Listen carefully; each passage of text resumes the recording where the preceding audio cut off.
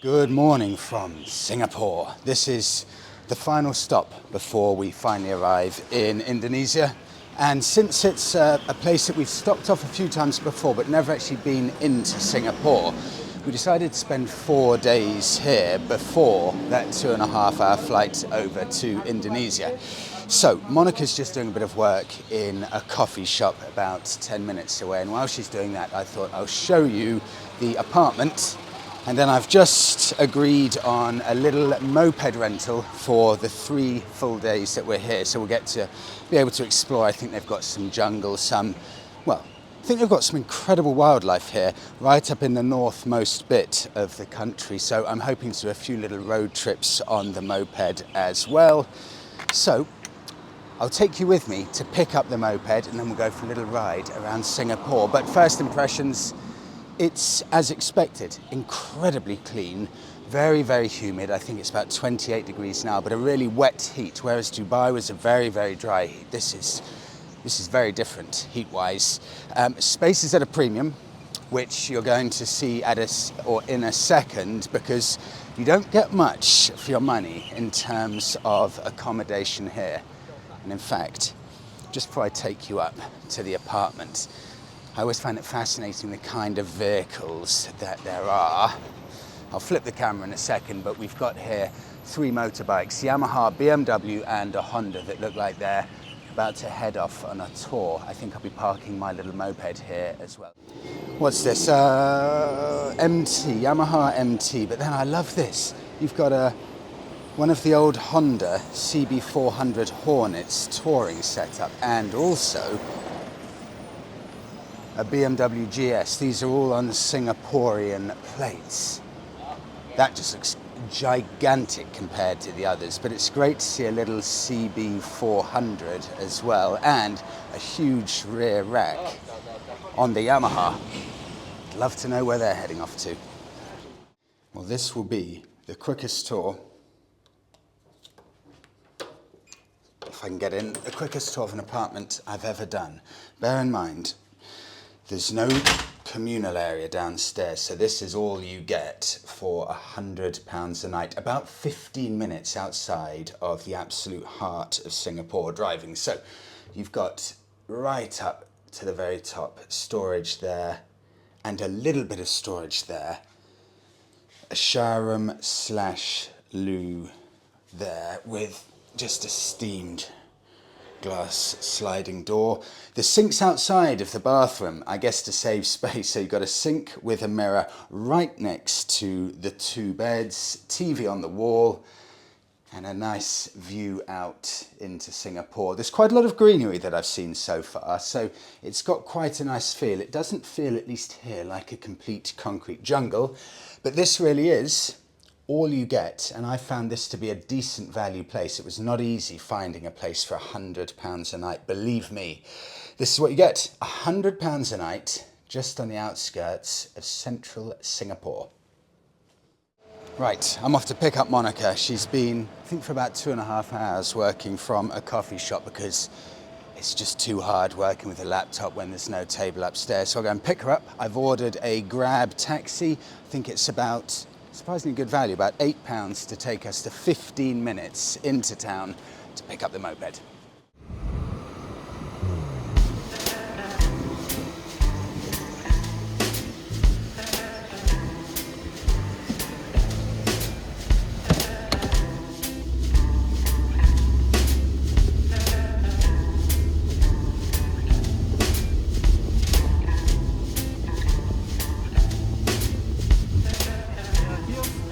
Yes, a motorbike pickup. Yes. Okay. So we're definitely in the right place. Yes. Well, we're definitely in the right place. Gigantic amount of mopeds and scooters. I would say 90% of the mopeds. All of these different moped rentals. Our one is, I think, this green one here. Mm-hmm. But Singapore may be expensive for some things, but have a look at this. Moped or motorbike parking, 65 cents a day. I think that's about 42p a day. So some things are surprisingly cheap. I can't can't wait. You know, you could get a bigger bike, for example. We could go and get a Royal Enfield or a Harley or something like that, but there's something just about using the bike for the job. Clearly, little Japanese scooters are the tool for the job here, and I love these more than anything. I can't wait to get this. I think it's a Yamaha, but it would just depend on what they've got because they're out of almost all stock, I think. I also have to be careful because jaywalking or crossing the street is illegal in some parts of Singapore, and you do get a fine. Oh, look at that one. That looks very comfortable. See, we don't get that in the UK. 160cc Avenger. Never heard of that in my life. I like that. That's cool. It's almost Meteor-esque, isn't it? Royal Enfield. A lot of Pulsars I've seen. And I don't know if that's a brand or a model. They seem to be one of the most popular. Pulsar, Pulsar, Pulsar. And they all look like about 150cc bikes. And we're here.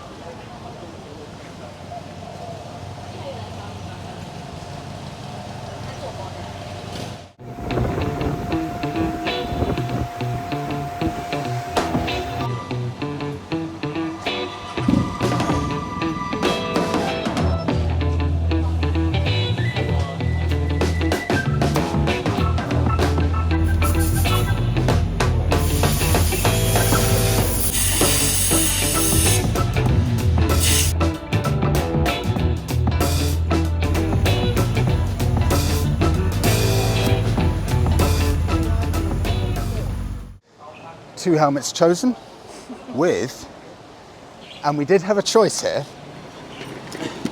a choice of this YBR or that YBR there. So this is ours, This is ours. not a looker. Let me be honest, it's much rawer than I thought, but this is all part of the experience.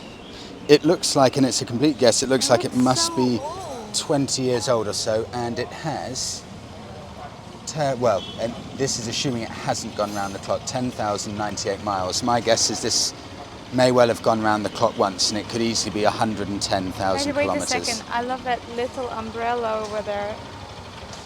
Oh yes, to protect the phone from overheating, I guess. Yeah. Do you know, one of my friends used to have one of these when he learnt to ride. So to be able to actually take one of these out, patina included, oh, it's fantastic. It's also been really interesting. This is a proper workshop. You've got a lovely Harley Davidson inside. You've got people testing out their cafe racer style bikes. So they've been there testing out to feel how the clip-on bars feel, getting things adjusted just in the right way. It's a real hub here for bikers. What about a Vespa over there? They don't have any available. No, they do. One in red there. That's a different company next door. Monica, how much do you like this bike? I don't like You don't like it? Cool. But it does have a backrest. Yay. I think it's perfect.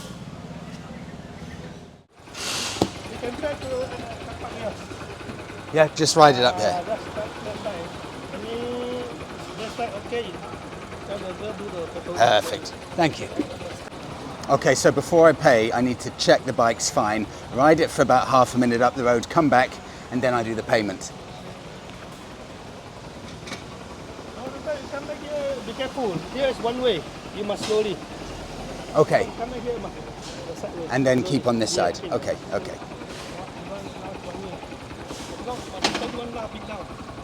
No, don't do a big loop. I'll just go here. Yeah.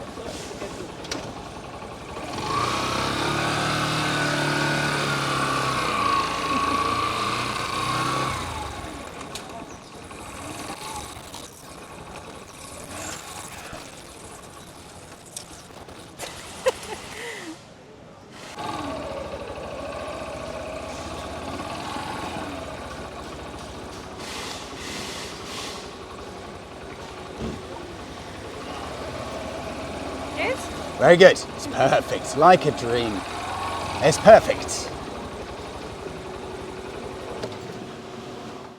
Well, that took about half an hour because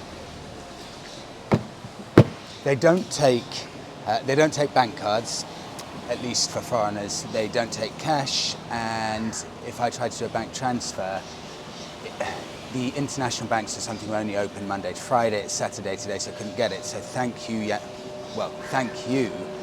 PayPal, because without PayPal, I have no idea how I would have paid. But we've got it. 2 old helmets, 1 old Yamaha YBR 125. Date unknown, mileage really unknown. Fuel tank, I've been told also, or the fuel gauge doesn't work. So I've been told, do not rely on the fuel gauge to let you know how much fuel you've got. I've been told to go and fill up immediately in case it's actually on empty. We've got, and this I was about to swear, this scares me. We have got a kickstart here. I'm notoriously useless at using kickstarts. And we also have a top box for my documents.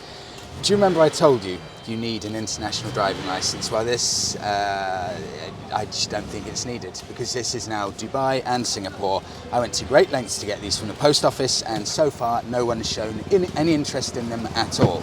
Come here quickly, Monika, I'll show you this. Before we head off, 2 old Japanese bikes. Just beautiful. You don't see these in the UK. Honda CX500. Look at that beautiful V-twin engine. Lovely looking bike with an old Kawasaki Ninja. That's a stunning example. What's that? ZX7R. Yeah, come on, get the best angle there, Monika. Very, very special bike, that. Really very special. No, that one I like. The Honda more. No, the Vespa. Yeah, I know you've had your eye on this. You're heartbroken we didn't get a Vespa, aren't you? But we must use the bikes that are meant for the area, and that's the Japanese stuff. These are 2 very special bikes, though. Really very, very nice. Okay, let's jump on. Are you scared or excited? Mixed feelings. Look at, just before you stop filming, Monika, that's just about bicycle width, this rear tyre.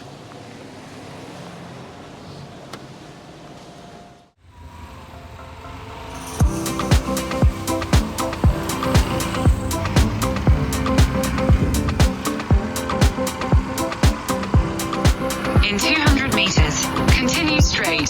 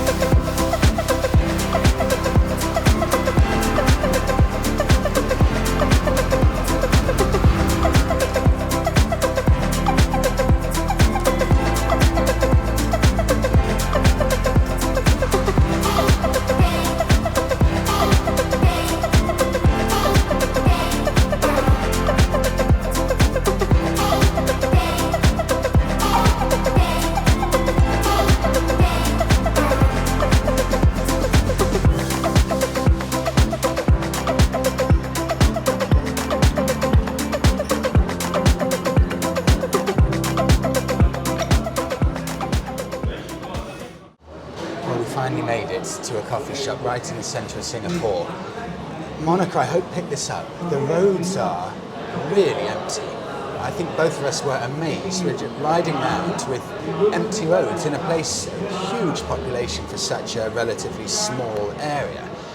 But you've got to be really careful with where you park. This is not like where we're going to next, Indonesia, where you can just pull up a bike and park anywhere. You've got to be really, really careful because there are cameras everywhere and you have to make sure you park in the right area. And we didn't know that you had to have a specific card to be able to enter car parks and park. You can't just use your debit card and tap. So an incredibly nice family actually gave us one of their cards with a bit of money on it. Could not believe how nice they were. So we've been saved from that point of view. We've parked up. I have got a speciality, at least from this coffee shop. It's roasted green tea with milk. Good. It's absolutely delicious. We were in the taxi, lovely taxi driver taking us to pick up the bike. And we were driving along and just really interesting to hear a few insights. There were two really big games of cricket, proper sized cricket pitches, one right next to the other. And he could see me looking at it and he said, yep, that's the Indian and English influence, because of course the English history here and there being such a significant Indian population. Two huge games of cricket, full size, right next to each other. We then got on to the topic of cars, because this is a huge issue in Singapore. How do you keep a country with such an enclosed, tight population from completely overflowing all of the roads where you can't get around? Well, you tax it hugely. Now, I knew about this, but I wanted to find out what the taxi driver thought of it, and it's completely true. If you buy an ultra-luxury car, the tax on that car for the first 10 years, to the best of my knowledge, is around about 200 to 300%. That means you'll pay 2 to 3 times the value of that car just in tax. I think it's called the COE. So if you've got a Porsche for 100k, you could end up paying £200,000 in tax to have it on the road for the first 10 years of its life. And he said if you want a VW Golf, a fairly standard car, the cost here in England, the cost here in Singapore, is 140,000 Singaporean dollars. That equates to around about £95,000 to have a VW Golf, buy it and get it on the road for the first 10 years. What happens after those first 10 years? Some of you may be asking, well, you can do one of two things. You can reapply for another 10 years for another COE registration, meaning you're legally allowed to keep it on the road. That's all that COE registration does. It's not road tax, it's nothing else, it's not insurance. So you can either apply for another one, or you can scrap the vehicle. Scrap the vehicle. So what happens in reality, a lot of these vehicles are scrapped, but then they're sent off to places like Malaysia where they're sold. But it's, on one aspect, fantastically wasteful, in essence having to effectively scrap your car. And on the other side, it must be incredibly effective at keeping cars off the roads, because there are almost no cars on some roads. If you've got a motorbike, it's 12,000 Singaporean dollars to the best of my knowledge, which is around about £9,000 sterling, to have it on the road for the first 10 years of its life. In a way it's good, but it did get me thinking. If you've got these gigantic taxes for vehicles, either it means, for one, you're not going to be driving or riding, you're just not going to do it. But it also takes away from the fact that if you want to live a really simple life, let's say your overheads are really low and you just like living this semi-off-grid life, it's not possible. You can't just own a 30-year-old car and be done with it. You're going to have to keep on repaying these gigantic fees to be able to keep your vehicles on the road. I've never seen anything like it at all. Even the taxi driver said he thought it was ridiculous.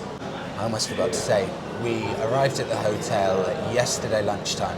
In fact, I'll just rewind the story. We got to the airport to go over to Singapore about a day and a half ago. Got to the airport, and the lady at the checkout counter to check us in said, great, have you got your Singaporean certificate to show that you're allowed to stay here? And I was like, I'm sorry, pardon? He said, yeah, everyone needs a Singaporean certificate to be able to get into the country.